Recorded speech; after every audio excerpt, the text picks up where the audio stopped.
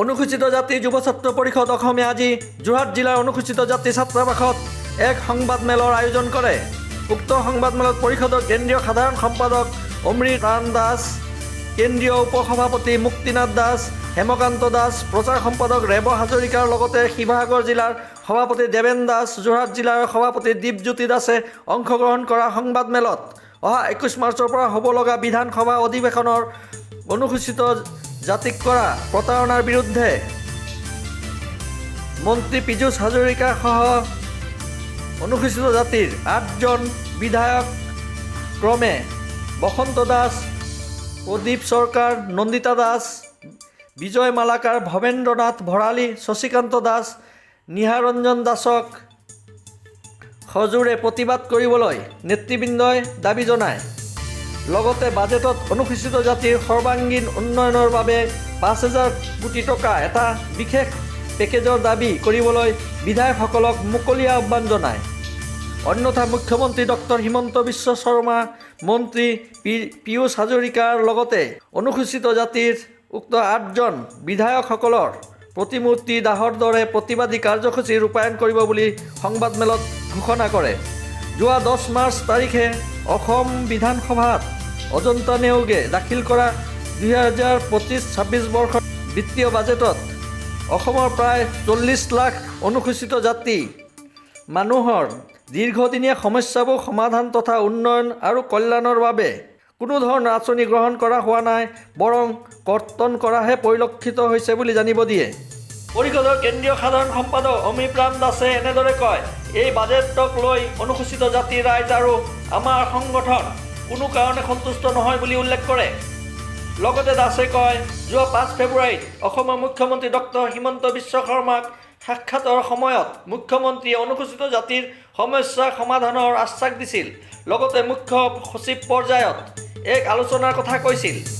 কিন্তু এই সকলোবোৰ ফুটুকা ফেনত পৰিণত হৈছে। অসম চৰকাৰৰ বাজেট দাখিলৰ পিছদিনাই 11 মাৰ্চত পৰিষদৰ তৰফৰ পৰা গুৱাহাটীৰ তলত ধৰ্ণা দি মুখ্যমন্ত্ৰীলৈ পুনৰ স্মাৰকপত্ৰ প্ৰেৰণ কৰিছিল, কিন্তু কোনো গুৰুত্ব দিয়া হোৱা নাই বুলি আমাক জানিব দিয়ে।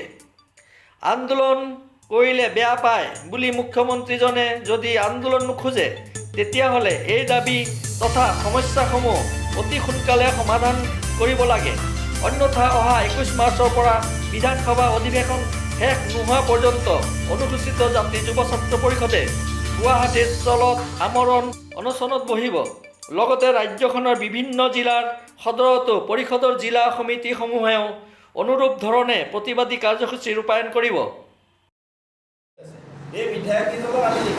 আমি আজি সংবাদমেলখন অনুষ্ঠিত কৰাৰ মূল উদ্দেশ্যটো হৈছে অসম চৰকাৰে যিখন বাজেট প্ৰস্তুত কৰিলে, এই বাজেটখনত অনুসূচিত জাতি কেৱল প্ৰতাৰণাৰ প্ৰবঞ্চনা কৰিলে।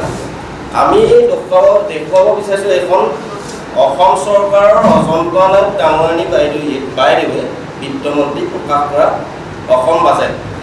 এই বাজেটখন আপোনালোকে তন্নতন্নকৈ পৰীক্ষা কৰিলে চাব, ইয়াত অনুসূচিত জাতিৰ বাবে কোনো উন্নয়নমূলক আঁচনি গ্ৰহণ নহয়।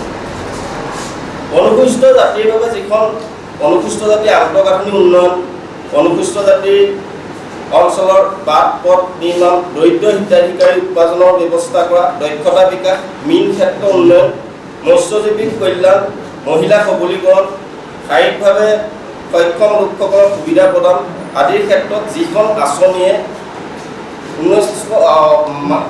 সংবিধানে অধিকাৰ দিছিল যে অনুসূচিত জাতি উপ পৰিকল্পনা আঁচনি, অসম চৰকাৰে বৰ্তমানৰ বাজেটখনত এই উপ পৰিকল্পনা আঁচনিখন একেবাৰে বিলুপ্তি কৰি পেলাব।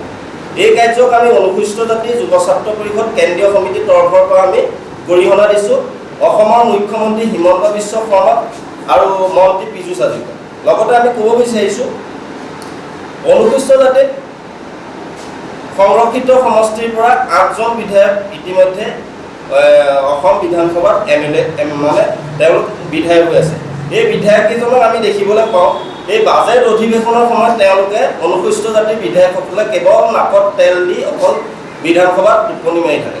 গতিকে আমি এই বিধায়কসকলকো সকীয়াই দিব বিচাৰিছোঁ, অহা 25 মাৰ্চলৈকে যিহেতু অনুসূচিত অহা 25 মাৰ্চলৈকে যিহেতু অসম চৰকাৰৰ বাজেট অধিৱেশন আছে, এই বাজেট অধিৱেশনত যদি অনুসূচিত জাতিৰ এই বিধায়কসকলে মাত নেমাতে, আমি এই অনুসূচিত জাতিৰ বিধায়কসকলৰ ঘৰ ঘেৰাও তেওঁলোকৰ প্ৰতিমূৰ্তি দাহৰ দৰে কাৰ্যসূচী গ্ৰহণ কৰিবলৈ বাধ্য হ'ম। লগতে আমি এটা কথা ক'ব বিচাৰিছোঁ, আমাৰ দাবীসমূহ যদি অসম চৰকাৰে পূৰণ নকৰে, আমি অনুসূচিত জাতিৰ যুৱ ছাত্ৰ পৰিষদে 21 মাৰ্চৰ পৰা গুৱাহাটী চচলত আমাৰ অনুসূচী কাৰ্যসূচী গ্ৰহণ কৰিম। সন্মানীয় সাংবাদিকসকল, আমাৰ অনুসূচিত জাতি যুৱ ছাত্ৰ পৰিষদৰ অসমৰ কেন্দ্ৰীয় সমিতিৰ তৰফৰ পৰা আপোনালোকলৈ বহুত অভিনন্দন জনাইছোঁ আৰু সমূহ অসমবাসীলৈ আমি সেৱা জনাইছোঁ। আজি সংবাদমেলখন দিয়াৰ কেইটামান খুব গুৰুত্বপূৰ্ণ বিষয়। আপোনালোকে সকলোৱে জানে, আমাৰ অসম বিধানসভাৰ বাজেট অধিৱেশন চলি আছে। বিগত সময়ত আমাৰ অনুসূচিত জাতি যুৱ ছাত্ৰ পৰিষদে আমাৰ এই অসমৰ খিলঞ্জীয়া 40 লাখ অনুসূচিত জাতিৰ কাৰণে আমি অহৰহ ধৰ্ণা ধৰ্মঘট প্ৰতিবাদী কাৰ্যসূচী আমি কৰি আহিছোঁ। কিছুদিনৰ আগতে খুব দুখ লগা বিষয়, কিছুদিনৰ আগতে সন্মানীয় অসমৰ মুখ্যমন্ত্ৰী হিমন্ত বিশ্ব শৰ্মা ডাঙৰীয়াক আমি কেন্দ্ৰীয় সমিতি এটা সজাতি দলে লগ কৰিছিলোঁ। আমাৰ যিখিনি অভাৱ অভিযোগ আছে আমাৰ অনুসূচিত জাতিৰ, তেওঁ সম্পূৰ্ণভাৱে পূৰণ কৰিম বুলি আশ্বাস দিছিলে। কিন্তু বাজেট অধিৱেশনত তাৰ কিন্তু ওলোটাটোহে হ'ল। বাজেট অধিৱেশনৰ পৰা যিখিনি আমি তথ্য পালোঁ, আমাৰ অনুসূচিত জাতিৰ কল্যাণ আৰু উন্নয়নৰ কাৰণে কোনো বিশেষ কোনো আঁচনি গ্ৰহণ কৰা দেখা নগ'ল। গতিকে অনুসূচিত জাতি যুৱ ছাত্ৰ পৰিষদৰ তৰফৰ পৰা এইটো গৰিহণা দিছোঁ। আৰু আমাৰ সন্মানীয় পীযুষ হাজৰিকা ডাঙৰীয়া আমাৰ অনুসূচিত জাতিৰ এজন সুসন্তান হৈও তেওঁ অসমৰ 40 লাখ অনুসূচিত জাতিৰ কাৰণে একদম চকু মুদা গুলিৰ দৰে তেওঁ ভাও জুৰি আছে। গতিকে তেওঁৰ দায়িত্ব আছে, যিহেতু এটা সংৰক্ষণ সমষ্টিৰ পৰা গৈ তেওঁ 15 বছৰ দিন এগৰাকী মন্ত্ৰীৰ পদত থাকি আজিলৈকে যে অনুসূচিত জাতিৰ উন্নয়নৰ কাৰণে একো কৰিব পৰা নাই, সেইটো আমাৰ অসমৰ অনুসূচিত জাতিৰ ৰাইজে বুজি উঠিছে। গতিকে তাৰ পৰিপ্ৰেক্ষিতত আমি যোৱা 11 মাৰ্চতো আমি আপোনাৰ চচলত ধৰ্ণা কাৰ্যসূচী আমি কিছুমান ধৰ্ণা কাৰ্যসূচী কৰিছিলোঁ আমি, আৰু প্ৰতিবাদী কাৰ্যসূচী কেইবাটাও কৰিলোঁ। লগতে যেতিয়া আমি তাত স্মাৰক পত্ৰ প্ৰদান কৰিছিলোঁ আৰু আমাক আশ্বাস দিছিলে অতি সোনকালে আমাৰ সমস্যাসমূহ পূৰণ কৰিব, কিন্তু বৰ্তমানলৈকে পূৰণ কৰা দেখা নগ'ল।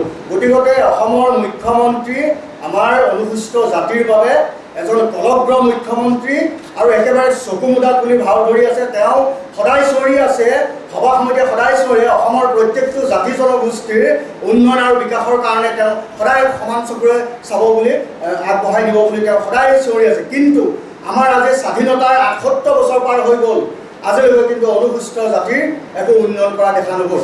ৰাস্তা ঘাট কোনো ভাল ৰাস্তা এটা নাই, অনুসূচিত জাতিৰ এলেকাসমূহত ভাল কিছুমান আঁচনি নাই।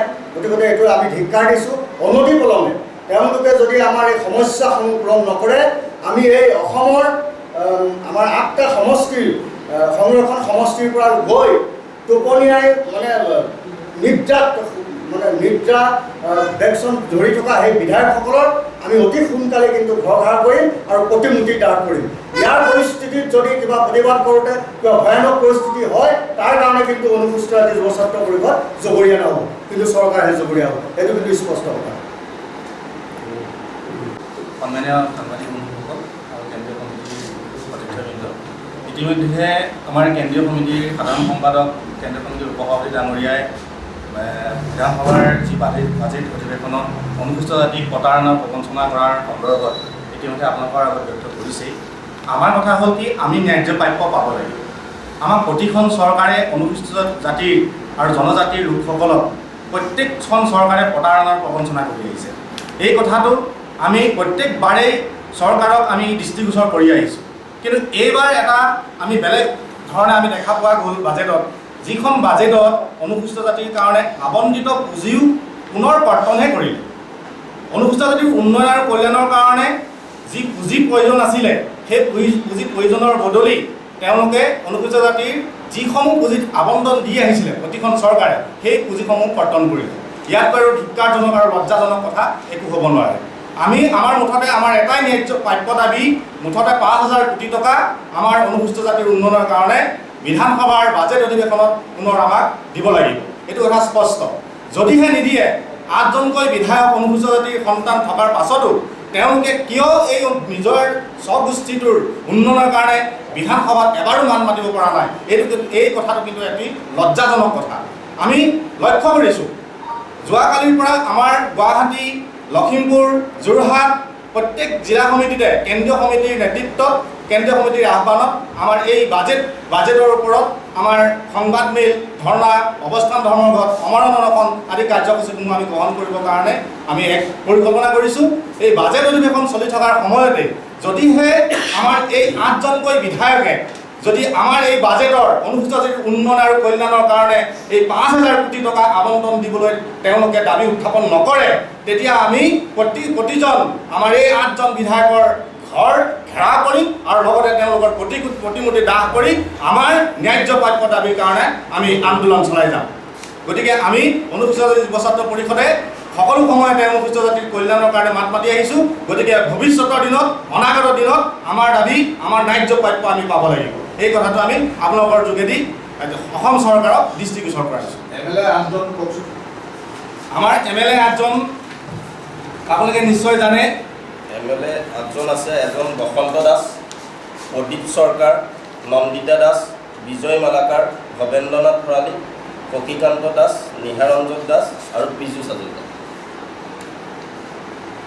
আৰু এটা কথা ক'ব বিচাৰিছোঁ, মন্ত্ৰী পীযুষ হাজৰিকাই, অসম চৰকাৰ কেবিনেট মন্ত্ৰী পীযুষ হাজৰিকা ডাঙৰীয়া, তেখেতে অসম চৰকাৰ যিটো ন্যায় আৰু সবলীকৰণ বিভাগটোত তেখেত মন্ত্ৰী হৈ আছে। তেখেতে অনুসূচিত জাতি আজিলৈকে আমি নেদেখিলোঁ পীযুষ হাজৰিকা ডাঙৰীয়া যে অনুসূচিত জাতিৰ উন্নয়নৰ বাবে কোনো ধৰণৰ বিধানসভাত তেখেতে মাত মতা। আমি ইয়াৰ পৰা সকীয়াই দিব বিচাৰিছোঁ পীযুষ হাজৰিকা ডাঙৰীয়া, যদি তেখেতে অনুসূচিত জাতিটোৰ বাবে মান নামাতে, গতিকে তেখেতে অনুসূচিত জাতিৰ সংৰক্ষিত সমষ্টিৰ পৰা তেখেতে বিধায়ক হোৱাটো বাদ দিয়ক। আৰু তেখেতে অনুসূচিত জাতিৰ যিখন চাৰ্টিফিকেট লৈ বিধায়ক হৈ আছে সেই চাৰ্টিফিকেটখন তেখেতে চাইন দিয়া হ'ব। যোৰহাটৰ পৰা উৎপল দত্তৰ ৰিপৰ্ট, মায়া নিউজ।